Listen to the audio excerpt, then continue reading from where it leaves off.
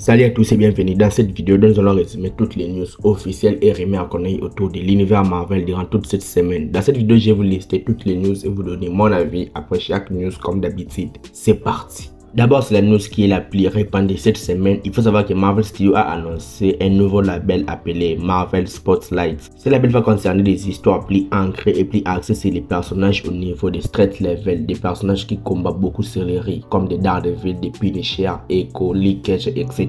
Il ne sera pas nécessaire d'avoir vu tous les MCU pour bénéficier pleinement des histoires du label Marvel Spotlight. De plus, grâce à Marvel Spotlight, les programmes sous cette bannière bénéficieront des contenus R-rated et TVMA. Donc ils auront le pouvoir d'aller trop loin dans la violence, chose que Disney n'autorisait pas avant. Ils ont dit que la série Echo sera donc la première série Marvel sous cette bannière de Marvel Spotlight. Personnellement, je trouve que c'est une super bonne idée. La chose qui manquait au MCU actuellement, je trouve que c'était la violence. Presque la majorité des projets du MCU sortaient comme des programmes enfantins. Ils avaient peur de la violence et les gens aimaient la violence. Donc Marvel a compris et a décidé d'ouvrir un label où il va se concentrer sur la violence et les niveaux street level. Et vu les trailers de la série Echo, je suis sûr que les niveaux street level et la violence du MCU va beaucoup fonctionner.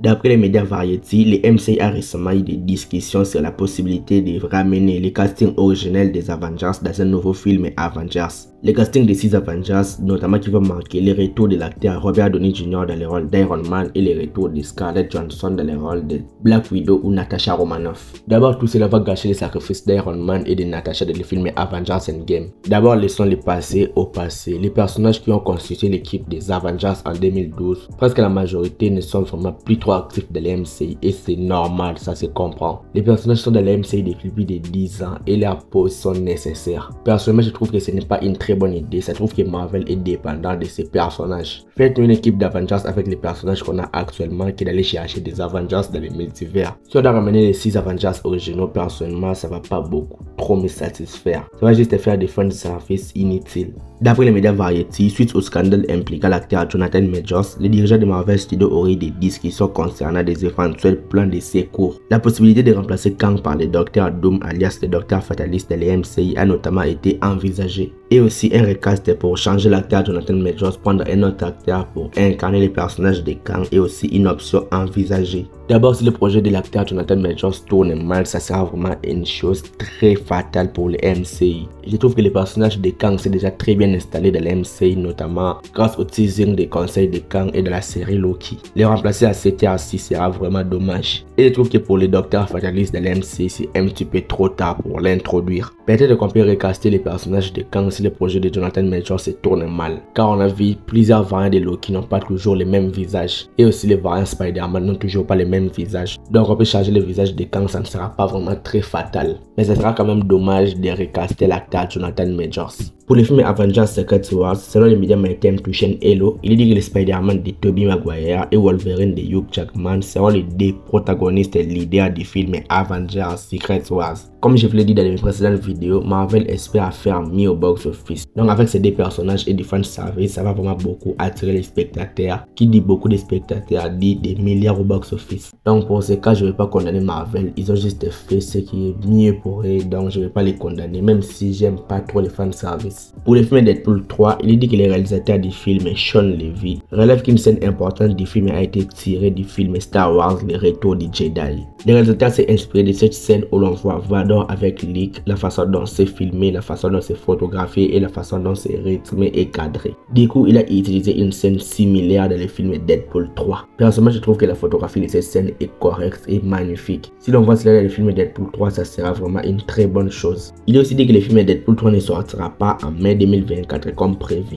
L'espoir de Ryan Reynolds sera que les tournages se terminent en janvier pour que le film ne sorte toujours en 2024. Selon le réalisateur Sean Levy, 50% des films a déjà été tourné et ils attendent juste la fin de la grève des acteurs pour reprendre les tournages. Les négociations entre les syndicats des acteurs et le studio commencent un petit peu à sentir bon. Donc dans moins de 2 mois, on peut s'attendre à la fin de la grève des acteurs. Selon les médias Michael Santos, il est dit malgré plusieurs rumeurs sur les films Deadpool 3, notamment l'apparition de Wolverine, du TVA, le voyage dans le temps, les voids et etc. Il est dit que malgré tout ça, les films vont vraiment se concentrer avant tout sur les personnages de Deadpool. Ils vont faire un développement développer sur les personnages et mieux écrire les personnages, ce qui est le plus important. Personnellement, je trouve que c'est une bonne idée. Un film Deadpool doit se centrer sur les personnages de Deadpool. Même s'il y aura du fanservice, il doit mettre du fanservice à côté et bien écrire les personnages. C'est aussi cool, je trouve que Marvel a fait un très bon choix. Pour la série Echo, on sait que le trailer a été officiellement dévoilé précédemment. C'est la première série TVM du MCU, donc déconseillée au moins de 17 ans. Elle va faire partie de Marvel Spotlight dont on a parlé précédemment. La série sera composée de 5 épisodes et tous les 5 épisodes sortiront directement le 10 janvier 2024 sur Disney+. Mais à part ça, il est dit que les 2 premiers épisodes de la série Echo dureront 1h27 combinés, donc 47 minutes par épisode, chose que je trouve un petit peu cohérent. Et aussi le réalisateur de la série Echo a dit ceci, je cite: nous voulions quelque chose, encore une fois. Si vous avez vu Hawkeye, gardez l'esprit qu'elle est une méchante. C'est une méchante. Donc il nous a dit que Echo sera toujours une méchante comme on l'avait considéré dans la série Hawkeye.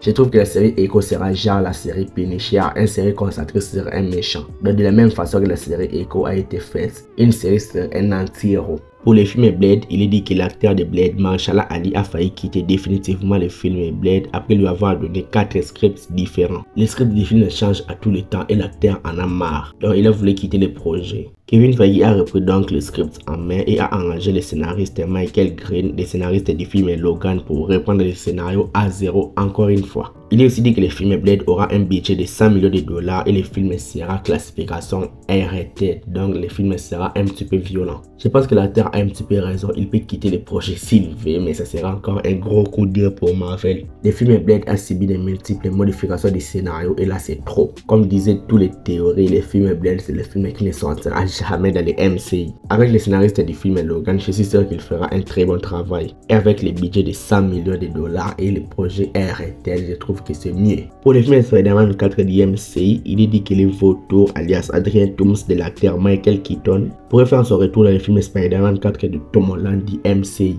On sait que dans les films Morbius, les personnages ont déjà changé de dimension. Ils étaient téléportés dans la réalité de Sony, donc je ne sais pas comment les personnages vont faire pour revenir dans les films Spider-Man 4 du MCU. Je ne sais pas ce que Marvel compte faire, mais attendons juste le film Spider-Man 4 pour en savoir plus. Pour la série Loki, et ça sera sans spoiler, il est dit que l'épisode 6 de Loki aura une durée de 56 minutes, dont 51 sans les génériques. Et je trouve que ça sera bon pour le final de la saison 2 de la série Loki qui s'annonce grandiose. On revient encore une fois sur la série Echo. Voici donc les images de Maya Lopez alias Echo qui ont été dévoilées récemment. Et aussi une affiche de la série a aussi été dévoilée au même moment que la sortie du trailer. Pour la série Agatha Coven of Chaos, il est dit que dans les premiers épisodes de la série, ils vont nous montrer Agnès et sa vie à Westview 2 ans après les événements de la série WandaVision. On connaît quand Wanda l'a laissé sous le personnage d'Agnès. Il est dit qu'à la fin de l'épisode 1, Agnès redeviendra le personnage d'Agatha Harkness, celui qu'il est réellement grâce au personnage de Billy Kaplan. Il est aussi dit qu'un personnage nommé Vertigo, qui sera le chef du couvent de Salem, sera donc la méchante principale de la série et elle peut se transformer en un renard blanc.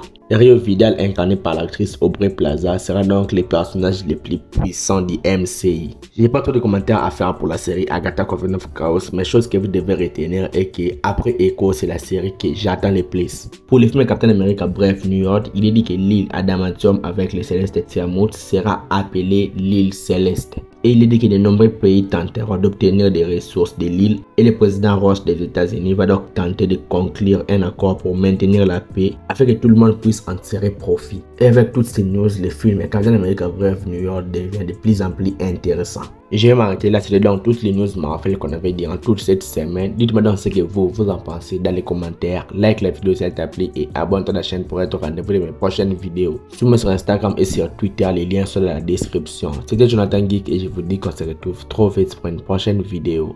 Ciao.